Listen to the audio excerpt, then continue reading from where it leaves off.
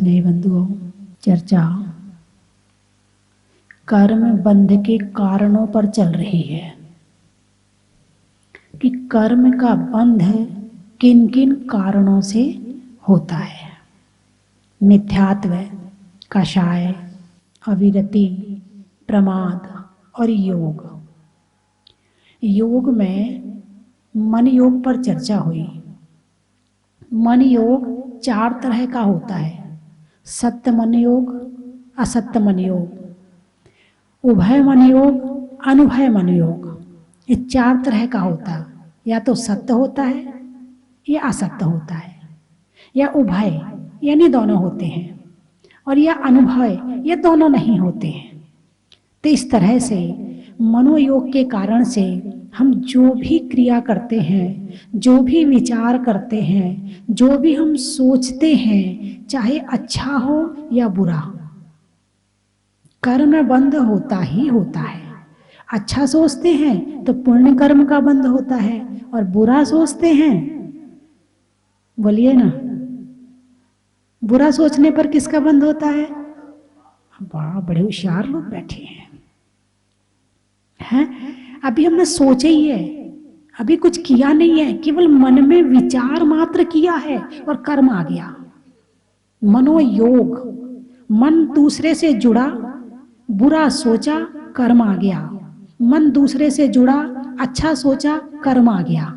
अभी केवल कर्म के बंध की बात चल रही, और केवल सोचने की बात चल रही, विचार करने की बात चल रही है। अभी तुमने सामने वाले को मारा नहीं है, पीटा नहीं है, गाली नहीं दी है, तुमने अभी उससे कुछ कहा नहीं है, कुछ नहीं बोला है, लेकिन केवल मन में सोचा है और कर्म बंध हो गया।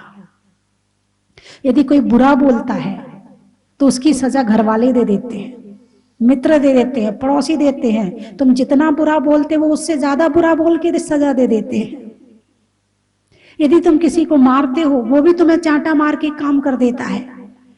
नहीं मार पाता है तो वो भी बुरा बुरा सोच लेता है तुम्हारे लिए, मगर कुछ ना कुछ तो जरूर हर क्रिया की प्रतिक्रिया जरूर दिखा देता है। यदि कोई किसी की हत्या कर दे तो उसकी सजा प्रशासन देती है, उसकी सजा प्रशासन देती है। चोरी करे, डाका डाले, हत्या करे, उसकी सजा प्रशासन देती है। लेकिन किसी ने मन में सोचा ही है तो उसकी सजा कौन देगा? अरे बोलिए ना, मतलब डाका डाला नहीं है, डाका डालने का विचार बनाया है। अभी किसी की हत्या नहीं की है, केवल हत्या करने का विचार बनाया है। सजा मिलेगी नहीं मिलेगी? अरे बोलिए ना, मिलेगी? समझदार है, फिर तो सोचते ही नहीं होंगे, हैं? फिर भी सोच लेते हैं। ये मन बड़ा खराब है, कितना पकड़ पकड़ के रखो फिर भी चला ही जाता है। ये मोह खराब है, मोह मूर्छित कर देता है। क्या कर देता है? मूर्छित कर देता है। और मूर्छित व्यक्ति कुछ भी कर सकता है। होश में है, नहीं मुझे ऐसा सोचना नहीं है, नहीं मैं ऐसा नहीं बोलूंगा, नहीं मैं ऐसा नहीं करूंगा, जागृत है। लेकिन जब वो मूर्छित हो जाता है तो सब करता है, सब सोचता है। ये मोह मूर्छा है। मोह क्या है? मूर्छा है। मोह कम हुआ और जागृति आई। थोड़ा सा इको कम करो। मोह कम हुआ और जागृति आई। जितना जितना मोह बढ़ता है उतनी उतनी मूर्छा बढ़ती है, और जितना जितना मोह कम होता है उतने उतने जागृत हो जाते हैं। तो मन से कर्म बंध होता है। ये आपने माना कि नहीं माना? माना है। अच्छा, श्रीपाल ने जंगल में जब 500 शिष्यों सहित पूर्व जन्म में एक मुनिराज थे, गर्मी के दिन थे, तपस्या में लीन थे। पसीना आया, हवा चली, धूल उड़ी, चिपक गई उनके शरीर में, क्योंकि ना तो वो पसीना पोंछते थे और ना वो अपने शरीर का मैल निकालते थे। वो तो केवल अपने ध्यान में लीन थे। और श्रीपाल जब वहां पर गया तो उनने क्या कहा? अरे देखो, कोई कोढ़ी बैठा है। कहा ही था ना, सोचा और वाणी से कहा, और कुछ नहीं किया था, केवल ताली बजाई थी 500 ने, 500 ने केवल ताली बजाई थी। हाँ तुम सही कह रहे हो। इसका इस कर्म का फल क्या मिला था? अरे बोलिए ना, कोढ़ बन के निकला था या किसी ने उनको कोढ़ी कह दिया और कर्म निकल गया? क्या हुआ था? शरीर के रोम रोम से कोढ़ फूटा था, यानी कर्म किया, अंदर चला गया।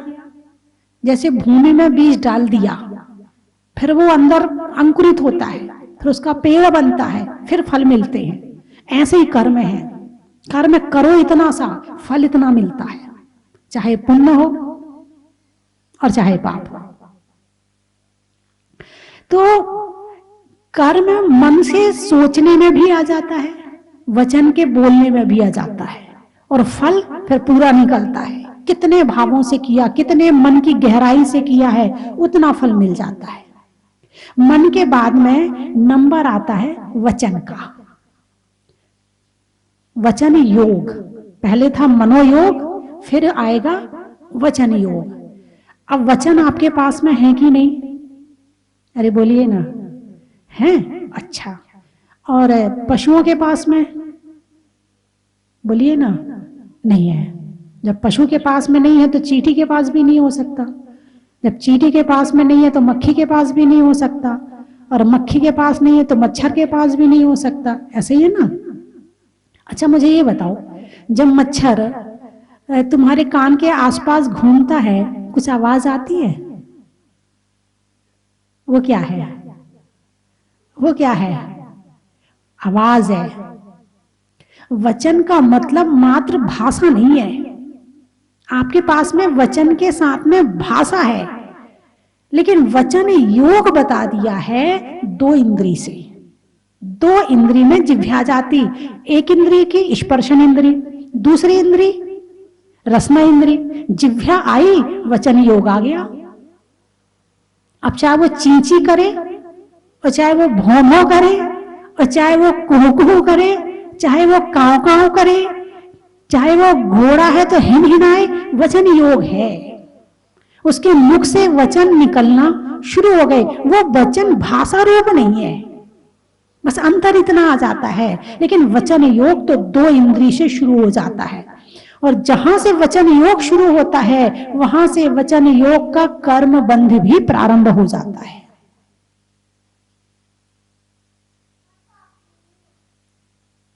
क्या पूछ रहा है? अच्छा नहाया नहीं है? अच्छा आपने नहीं नहाया कि आपने नहीं नहाया? अच्छा तुमने नहीं नहाया। ओहो, देखो कितना ध्यान रख रहा है बच्चा। देखो मतलब ये होते संस्कार। बहुत से बच्चे तो ऐसे होते हैं कि कई कई दिन नहाते नहीं है, लेकिन वो कह रहा पापा आपने नहीं नहाया। अपना तो ध्यान पता नहीं है कि नहीं, पापा का जरूर है। बहुत बढ़िया। संस्कार, इसको कहते हैं संस्कार। ऐसे ही भाषा मिल गई ना, अब भाषा को भी संस्कारित किया जाता है। जैसे लोगों के बीच में रहोगे वैसे तुम्हारी भाषा हो जाएगी। यदि संतों के बीच में ज्यादा रहोगे, भाषा अपने आप समिति रूप हो जाएगी। यदि किसी लड़ने वालों के साथ में रहोगे तो भाषा वैसी हो जाएगी। यानी भाषा तो मिल गई है, लेकिन भाषा कैसी होनी चाहिए ये संस्कारों के ऊपर निर्भर करता है। वचन योग आ गया। वचन योग मिलना तो पशुओं के पास भी है। अब पशुओं को, जैसे कुत्ता को गुस्सा आता है तो वो क्या करता है? अपना गुस्सा किस रूप में व्यक्त करता है? भौं भौं करके। भौं भौं करेगा ना। उसे प्रेम आ रहा है तो कैसे करेगा? तो भी भौं भौं करेगा, कुछ और बोल ही नहीं सकता है। और इंसान को गुस्सा आए तो वो गाली देगा, और प्रेम आए तो प्रशंसा करेगा, और भक्ति आए तो भजन गाएगा। कितनी बड़ी शक्ति है ये आपके पास में। ये बहुत बड़ी ताकत है वचन योग। वचन योग के माध्यम से बहुत कुछ प्राप्त किया जा सकता है। वचन योग मिला है, इसका मतलब आप महान पुण्यशाली जीव हैं। अब इस वचन योग का उपयोग क्या कर रहे हैं आप, ये देखने वाली बात है। वचन योग तो मिल गया, पिछले जन्म में किया था कुछ अच्छे कर्म, तो आपको इस जन्म में वचन योग मिल गया। अब इस वचन योग का आप उपयोग क्या कर रहे हो? कहते हैं ना कि मौन होना चांदी के समान है, चुप रहना चांदी के समान, मौन नहीं चुप रहना चांदी के समान है, यही बताया ना। और मौन होना सोने के समान है। तो दूसरी तरह से बोलना चांदी के समान है और मौन होना सोने के समान है। मौन होना अलग बात है और गूंगा होना अलग बात है। बात समझ में आई कि नहीं आई? मौन होना अलग बात है और गूंगा होना अलग बात है।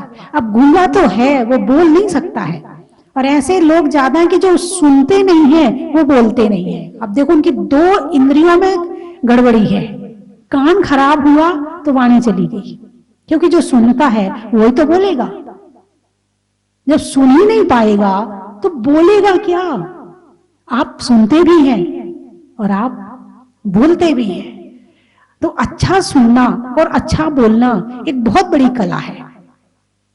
क्या सुनना, कितना सुनना, किसका नहीं सुनना, सबका मत सुनना। क्योंकि आप अपनी गाड़ी में जो जिस शहर में रहता है उसका पेट्रोल पंप भी निश्चित रहता है कि इसके यहां से डलवाना है, इसके यहां का बढ़िया होता है। करते कि नहीं करते हो? हैं, हालांकि होती सब एक सी है, लेकिन फिर भी नहीं, उसके यहां का बढ़िया होता है। यानी गाड़ी के पेट्रोल के लिए भी आपने ये देखा कि कौन पेट्रोल पंप से पेट्रोल डलवाना है, बढ़िया होना चाहिए। तो तुम्हारे दिमाग में कान के माध्यम से जो विचार जा रहे हैं, कम से कम उसको भी तो निश्चित होना चाहिए कि किसके विचार अच्छे हैं, किसके डलवाने हैं और किसके नहीं डलवाने हैं। यदि आप खराब पेट्रोल डलवा लोगे तो गाड़ी खराब हो जाएगी, और खराब विचार डाल लोगे तो दिमाग खराब हो जाएगा, कर्म बंध ज्यादा हो जाएगा। सामने वाला अपने वचन का उपयोग कर रहा है, लेकिन वो अपने वचन का सदुपयोग कर रहा है या दुरुपयोग? और उसके दुरुपयोग से कहीं हमारे दिमाग का दुरुपयोग तो नहीं हो जाएगा? यानी ये जीवन बड़े सोच समझ के जीना पड़ता है, नहीं तो इस संसार में दुखी करने वाले ज्यादा हैं और सुखी करने वाले कम हैं। आप प्रवचन सुन के उठते हैं, कैसा लगता है आपको? बोलिए। एनर्जी महसूस होती है, मन हल्का हो जाता है, चिंता से मुक्त हो जाते हैं, सुख का रास्ता मिलता है, आगे क्या करना है जीवन में वो निर्णय हो जाता है, बुरे से बच जाते हैं और अच्छे की तरफ चलना शुरू कर देते हैं। प्रवचन सुन के उठे, वाणी का उपयोग प्रवचन में भी है। और किसी के पास निंदा बुराई के चक्कर में बैठ जाओ वहां पर, वहां से उठने के बाद कैसा लगेगा? है हाँ, उसकी लड़की ऐसी है, उसकी बहू ऐसी है, कुछ नहीं तो नेताओं की बुराई होने लगेगी, कुछ और नहीं मिलेगा तो कोई जनता वाला भाजपा वाला होगा तो कांग्रेस की बुराई करेगा, कांग्रेस वाला होगा तो भाजपा की बुराई करेगा। बुराई हो ना हो, लेकिन सामने वाले से हम सहमत नहीं है, बस इसलिए हमें बुराई करनी है क्योंकि हम इस पार्टी के हैं। और इसमें तो इतना ऐसा ब्लाइंड हो जाते हैं बिल्कुल। एक बार मैं आहार करके लौट रही थी, चुनाव का समय चल रहा था, बहुत पुरानी बात है। तो उसमें से पीछे चल रहा हुआ एक व्यक्ति पता क्या कहता है, बोले कांग्रेस के नाम पे तो कुत्ता भी खड़ा कर दो तो हम वोट तो कांग्रेस को ही देंगे। शब्द यही थे बिल्कुल, मैं भूली नहीं, क्योंकि बात बड़ी अजीब थी कि कांग्रेस के नाम पे नहीं, इंसान की कीमत नहीं है, यहां केवल दल की कीमत चल रही है। यदि कांग्रेस के नाम पे कुत्ता खड़ा कर दो, शब्द यही थे उसके। मैंने कहा ओहो, जहां ऐसे लोग होंगे वहां पर अच्छे काम कैसे हो पाएंगे, जहां अच्छे इंसान की नहीं, केवल पार्टी की कीमत है कि मैं इस पार्टी का हूं तो चाहे कुछ भी कर लूंगा, यदि उस पार्टी का कितना भी अच्छा होगा तो नहीं हो सकता है। ऐसे में तो मामला सही होने वाला बिल्कुल नहीं है। तो बंधुओं, वाणी एक बहुत बड़ी ताकत है, बहुत बड़ी शक्ति है। वाणी के माध्यम से बहुत से लोग ऐसे होते हैं कि जो व्यापार करते हैं और व्यापार में कई सालों तक इंसान इंसान से मिलता नहीं है। ऐसे ही है ना व्यापार में, बस फोन से इतना माल भेज दो, तुमने चेक भेज दिया, माल आ गया, बात खत्म। और कई वर्षों तक नहीं मिलने के बाद व्यापार चलता रहता। कैसे? केवल वाणी से। किसके माध्यम से? केवल वाणी से। मित्र कैसे बनते हैं तुम्हारे? वो भी बोलने चालने से बनते हैं। किसी से तुमने प्रेम से बोला, तुम्हें अच्छा लगा, उसको अच्छा लगा, मित्र बन गए। मित्र भी बनते हैं, वाणी से बनते हैं। इसी तरह से रिश्ते हैं, रिश्ते निभाए जाते हैं। किससे निभाए जाते हैं? वाणी से निभाए जाते हैं। तुम गिफ्ट दो ना दो, यदि तुम प्रेम से बात ही कर लेते हो, रिश्ता चलता रहेगा। और केवल आप बुरा बोल लो, मामला गड़बड़ हो जाएगा। एक बार अकबर ने सभा में एक सवाल पूछा, दुनिया की सबसे मीठी चीज कौन सी है? किसी ने गुड़ कहा, किसी ने चीनी कहा, किसी ने खांड कहा, किसी ने शर्करा कहा, किसी ने कुछ बताया, आम बताया, किसी ने कुछ, सब अपना अपना मत दे रहे थे। बीरबल चुपचाप बैठा था। बीरबल से पूछा, भाई तुम बोलो। बोले, महाराज समय चाहिए। अच्छा, अब समय में ले लिया। उसके बाद एक दिन बीरबल ने अकबर की पत्नी का, बेगम का निमंत्रण किया। 56 प्रकार के पकवान बनवाए। 56 प्रकार के पकवान बना के उसे खूब बढ़िया से खिलाया। और जब वो जाने लगी तो केवल बीरबल ने इतना कह दिया, खा चाट के चली। क्या कहा? खा चाट के चली। अब उसको तो बड़ा गुस्सा आया। उसकी जगह आप होंगे तो आपको भी गुस्सा आएगा। अब वो गई और बोली, अभी बीरबल को बुलाओ, अभी फांसी दो। भाई बात क्या हुई, बात तो बताओ। बोले, नहीं बस तुम पहले फांसी दो फिर बताऊंगी। अब ये फांसी पर कौन पहुंचा रहा है? बोलिए ना, कौन पहुंचा रहा है? वाणी पहुंचा रही है। भाई बीरबल को बुलाया। बोले, महाराज अभयदान, क्षमादान। बोले, तुमने ऐसा क्या किया कि बेगम इतनी नाराज हो गई? बोले, आपने पूछा था कि दुनिया की सबसे मीठी चीज कौन सी है। मैंने इन्हें सब तरह की मिठाई खिलाई, केवल मैंने एक इतनी सी बात बोल दी कि खा चाट के चली, सारी मिठाई खराब हो गई। बात समझ में आई कि नहीं है? अब बताओ, मीठी मिठाई है या मीठी वाणी काम करती है? यदि आप किसी को सूखी रोटी खिलाओ, नमक रोटी खिलाओ और खूब प्यार से खिलाओ, वो कहेगा, भाई साहब आज की आपकी नमक रोटी में तो इतना आनंद आया कि अच्छे अच्छे पकवान में भी आनंद नहीं आ सकता है। ये कहोगी ना। और कोई आपको पकवान भी खिलाए, लेकिन पकवान के साथ में 2-4 बातें भी सुनाए, तो फिर अच्छा लगेगा? होगा आज इस बार तो आ गया, आइंदा कभी इसके यहाँ खाने के लिए बिल्कुल नहीं आऊंगा, चाहे कुछ भी हो जाए। यानी पकवान भी फीके हो जाते हैं। कब? जब वाणी खराब हो। यानी दुनिया की सबसे मीठी चीज कौन सी है? वाणी है।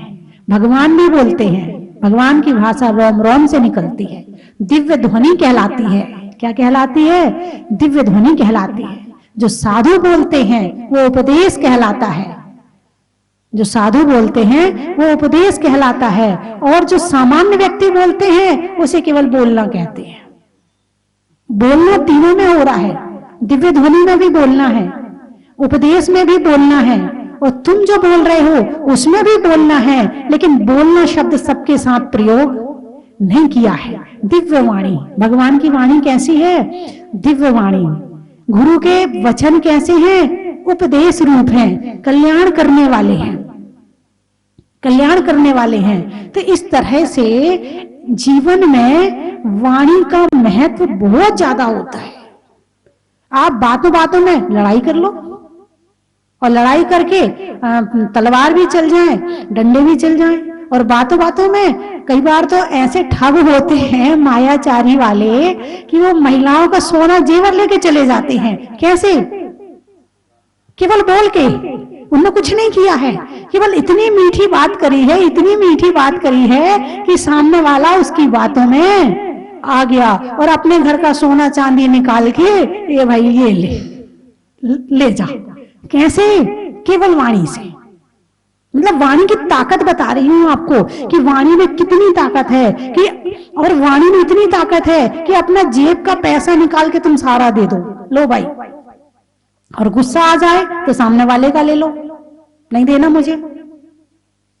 ऐसे ही होता है ना, सामने वाले, यदि आपने किसी को कोई गिफ्ट दी और सामने वाले ने देखा, क्या बात है, बहुत बढ़िया, बहुत सुंदर, आपके दिल में कैसा लगेगा? बोलिए ना। गिफ्ट ज्यादा बड़ी नहीं है, लेकिन जब वो लेकर के खुश होके, प्रसन्न होके सामने वाले की तरफ मुस्कुराया, भाई साहब बहुत बढ़िया गिफ्ट है, अच्छा, अब उसने गिफ्ट दी, मुंह बन गया, सड़ी सी लाया है, मैंने तो बढ़िया वाली दी थी, ये कोई गिफ्ट होती है देने की? ये कोई बड़ी चीज नहीं है। अब बताओ कैसा लगेगा? केवल वाणी का खेल है। आपको चीज लेनी भी है, लेनी भी पड़ेगी क्योंकि उसने दी है। आप मन से खुश होकर लोगे तो भी लोगे, और नहीं खुश होकर लोगे तो भी लोगे। लेकिन सामने वाला जब देता है तो देने वाले को खुशी तब होती है जब लेने वाला खुश होता है। अब महाराज आहार ले रहे हैं, तुमने एक ग्रास आहार दिया, बड़ी कई दिन से मन में इच्छा थी मुझे आहार देना है, मुझे आहार देना है, और आप महाराज को मौका मिल भी गया देने का, और आपने एक ग्रास उठाया और आपने दिया, और महाराज ने मुस्कुरा के यूं कर दिया, ओहो धन्य हो गया, आज तो बहुत आनंद आया आहार देने में। और महाराज ने आहार तुमने दिया तो सही, बताइए कैसा लगेगा आपको? आहार तो दिया, लेकिन मन खुश होगा क्या? बोला भी नहीं है, केवल हूं किया है। वाणी तो हूं में भी निकल रही है ना, केवल हूं किया है महाराज ने, और उसमें मामला सब गड़बड़ हो गया। तो वाणी जीवन के लिए जहर भी है, अमृत भी है। वाणी इंसान के लिए दवाई का काम भी करती है, रोग का काम भी करती है, रोग बढ़ा भी देती है और रोग मिटा भी देती है। जिनके घर में मीठी वाणी बोली जाती है उनके यहाँ बीमारियां कम होती हैं, और जिनके घर में लड़ाई झगड़े ज्यादा होते हैं उनके घर में बीमारियां, अरे बोलिए ना, ज्यादा होती कि नहीं होती? बताइए मुझे, प्रैक्टिकल कर लेना, खोज कर लेना आप। तो इस तरह से वाणी का जीवन में बड़ा महत्व है, और इस महत्व को जिसने समझ करके इसका उपयोग कर लिया वो तर गया, और जिसने नहीं किया वो मर गया। यानी जीते जीते दुखी होकर जी रहे हैं तो मरे के समान है, और सुखी होकर जी रहे हैं तो जीने में भी जीने के समान है। तो अपनी वाणी को अच्छा बनाएं, तभी हमारे जीवन में हमें कुछ मिलेगा। अभी तो मैंने वाणी की चर्चा थोड़ी सी की है, अभी तो इसका अभी चलेगा। जब तक पूरा महत्व नहीं हो जाएगा तब तक मैं आपसे वचनों की चर्चा करती रहूंगी, और वो भी इसलिए कि वचन चीज आपके पास है, उपयोग कैसे करना है वो मैं आपको बताऊंगी। आज तो समय हो गया है, कल बता दूंगी। अब कल तो आप रहेंगे नहीं, कल आपके घर आके बता दूंगी। कल शाम को देख लेना 5:40 पर मैं आपके घर आके बता दूंगी, घर में देख लेना, ठीक है? पारस टीवी में आप देख लेना। तो वैसे तो आप लोग सुनते होंगे, वाह ललितपुर वाले हो, सुने ना, ऐसा हो ही नहीं सकता है। और मेरा प्रवचन जिस समय आता है उसमें तो दो काम होते हैं, पेट का भोजन और दिमाग का भोजन, दोनों साथ चलते हैं, ऐसा ही है ना? हाँ, दोनों एक साथ, इधर से ये जा रहा है और इधर से ये जा रहा, दोनों का आनंद लेते। शरीर का भोजन और आत्मा का भोजन साथ साथ चलता रहता है। तो ललितपुर से आप लोग पहले भी आए हैं, इस बार आके आपको कैसा लगा आइए और बताइए। वाणी वाली बात है, हाँ, आप मैं आपकी वाणी देखूंगी। अभी आपने सुना है, अब मैं आपको देखूंगी कि आप कितना अच्छा बोलते हैं। चलिए आ जाइए। यहाँ आके हम लोगों को बहुत अच्छा लगा। जब यहाँ पे प्रवेश हुए, यहाँ का वातावरण, यहाँ का आभा मंडल देख के हम लोग एकदम गदगद हो गए। ऐसा लगा कि स्वर्ग में आए हैं। और जो यहाँ पे आके एनर्जी लेवल बढ़ाया, हम लोगों ने अभिषेक किया, शांति धारा किया, ऐसा लग रहा कि यहाँ पे कई समय तक रुके और यहाँ पे एनर्जी लें, भगवान की यहाँ पे एनर्जी लें और अभिषेक करें, बार बार अभिषेक करें। बार बार यहाँ आने का मन हो रहा है, रुकने का मन हो रहा है, यहाँ से जाने का मन भी नहीं हो रहा है। माता जी, यहाँ से हम लोगों का जाने का मन भी नहीं हो रहा है और लगता है कि यहाँ पे रुके हम लोग। वो व्यवस्था बहुत अच्छी है, यहाँ के लोग जो व्यवस्था मिलाए हुए हैं वो भी बहुत अच्छे हैं, व्यवस्थापक बहुत अच्छे हैं। और भगवान का अभिषेक शांति धारा करके हम लोगों को बहुत आनंद आया। और हम लोग ऐसी भावना भाते हैं कि यहाँ पे बार बार आएं और बाबा का अभिषेक करें, आपका सानिध्य मिले। यहाँ आकर बहुत अच्छा लगा। पहले हम लोग भी आए, हमारे दादाजी का यहाँ से इस क्षेत्र से बहुत लगाव था। वही तो नहीं जो मैं लेट के आए थे जी। हाँ, फिर तो मैं आपको जानती हूँ। वो यहाँ पर फिर जी, उनको जी। लिटा के फिर यहाँ से अभिषेक दिखाया था। उन्हीं के साथ हम लोग 2-3 बार आ चुके हैं। हाँ, और दादाजी के लगाव से हमारा भी लगा हुआ है क्षेत्र से। हाँ। तो हम लोग क्या पंच कल्याण के बाद यहाँ नहीं आए थे, आज लगा कि हम लोग को यहाँ जाके दर्शन करना चाहिए, अभिषेक करना चाहिए। अब कैसा लगा वो बताइए। यहाँ बहुत अच्छा लगा माता जी, और ऐसा क्षेत्र देखकर तो आनंद होता ही है और सबको अच्छा लगता है। व्यवस्था भी बहुत अच्छी है माता जी। ऐसा या तो इसमें तो कोई कह ही नहीं सकता कि यहाँ कोई कमी है। आप बोले। माता जी, मेरी वाइफ जो है 1 साल से राजपुर जाने की कह रही थी, लेकिन यहाँ जैसे मैं एंटर हुआ, पास माइक पास मैं जैसे ही एंटर हुआ यहाँ, तो ऐसा लगा कि भोग भूमि में है। इससे ज्यादा कोई शब्द नहीं है कि मतलब शब्दों से नहीं बचा, इसका बखान नहीं हो सकता। मैं इस पे लिखूंगा, व्हाट्सएप पे इस पे लिखूंगा इसको। ठीक है। और मेरे कोई ग्रुप है उसी लेवल मैं लिखूंगा मैं अभी। लेकिन माता जी अल्टीमेट, मतलब मैं कई जगह इंडिया में कई जगह गया हूँ जैन तीर्थ, लेकिन इससे बढ़िया व्यवस्थाएं इतनी जल्दी लोग भैया ने बताया कि बहुत जल्दी काम हुआ है 5 साल में कंप्लीट। तो 5 साल में तो आपने मतलब वो चमत्कार नहीं बोलेंगे, वो तो शब्द ही नहीं है, मतलब वो शब्दों से नहीं बोल सकते हम। देवों द्वारा काम, भोग भूमि भी बोल सकते हैं, भोग भूमि में देव आते हैं। हाँ, वहाँ भी कल्प वृक्ष से मिल जाता है सब कुछ। तो मैंने तो विपिन भैया को जब मैं गाड़ी से एंटर हुआ तो विपिन से मैंने बोला मेरा जीवन सफल कर दिया तूने तो इसकी वजह से मैं आया। तो मेरे को ऐसा लगा कि अपन ये काम है बढ़िया हो गया। बहुत बढ़िया। आप लोग बोले। आपका आशीर्वाद बना रहे परिवार के ऊपर। बिल्कुल बिल्कुल। आगे सब ठीक है।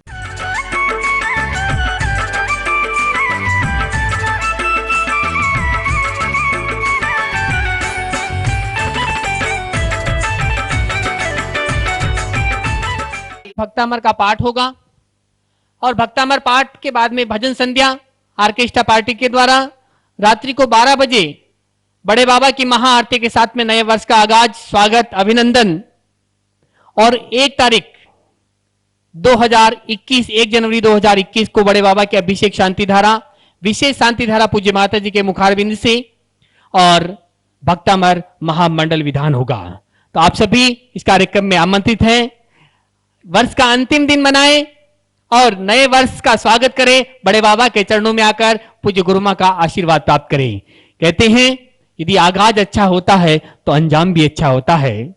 और अभी इस 2020 में कोरोना महामारी ने कई लोगों को कई दर्द दिए हैं, लेकिन हम सब चाहते हैं कि आने वाला साल, आने वाला वर्ष सभी के लिए मंगलमय हो, कल्याणकारी हो और ये कोरोना महामारी जल्दी समाप्त हो। ऐसी भावना के साथ में पूज्य माता जी के मुखारबिंद से शांति मंत्र का उच्चारण होगा, विशेष शांति धारा होगी। तो आप यहाँ पधारें और बड़े बाबा के मस्तक पर शांति धारा करें आने वाली 1 जनवरी 2021 को।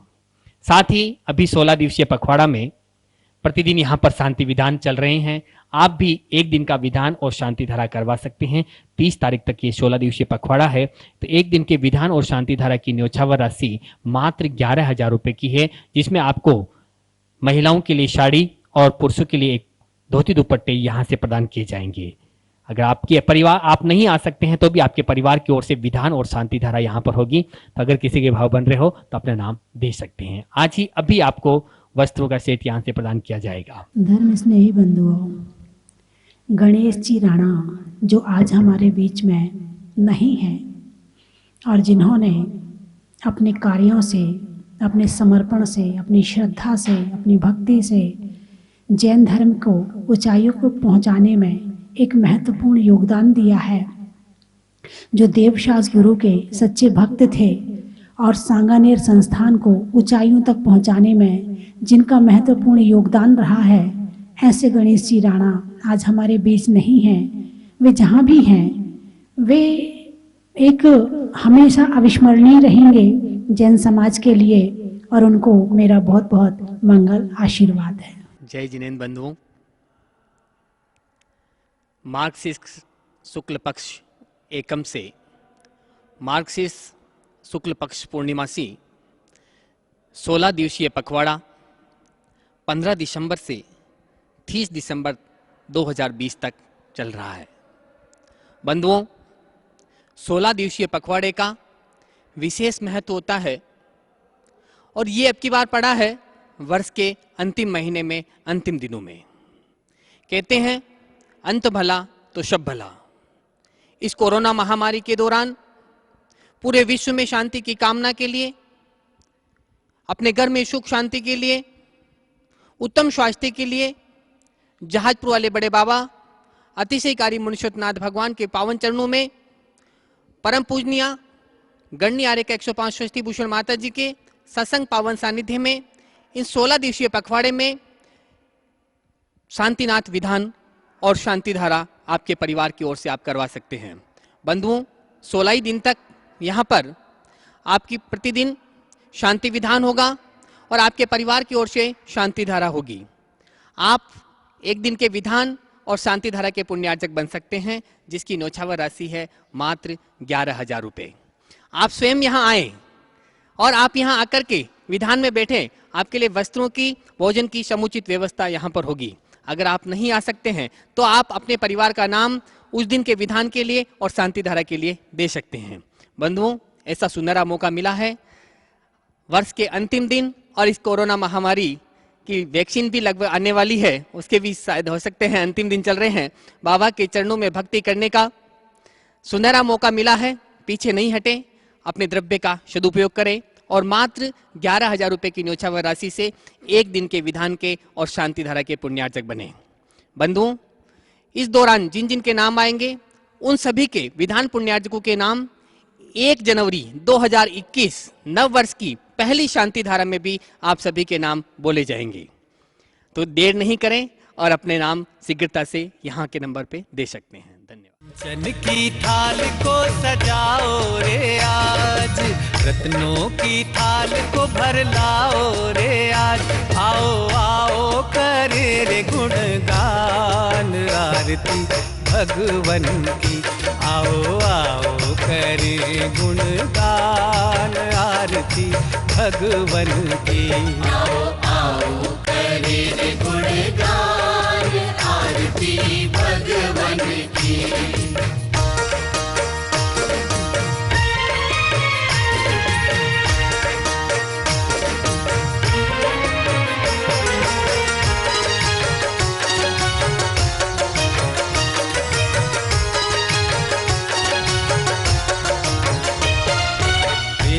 सुमित्र के राज दुलारे, माँ पद्मा जी के नैनों के तारे। पिता सुमित्र के राज दुलारे, माँ पद्मा जी के नैनों के तारे। राजगृही में जन्म लियो आप, राजगृही में जन्म लियो आप। आओ आओ मनाए खुशी आज आरती भगवन की। आओ आओ करे गुणगान आरती भगवन की। आओ आओ करे गुणगान आरती भगवन की।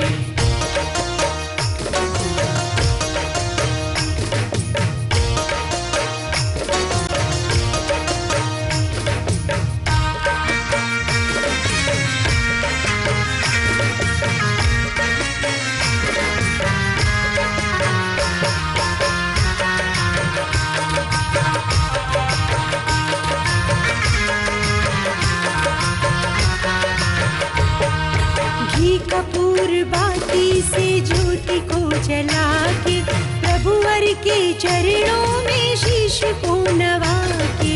घी कपूर बाती से ज्योति को जला के प्रभुवर के चरणों में शीश को नवा के।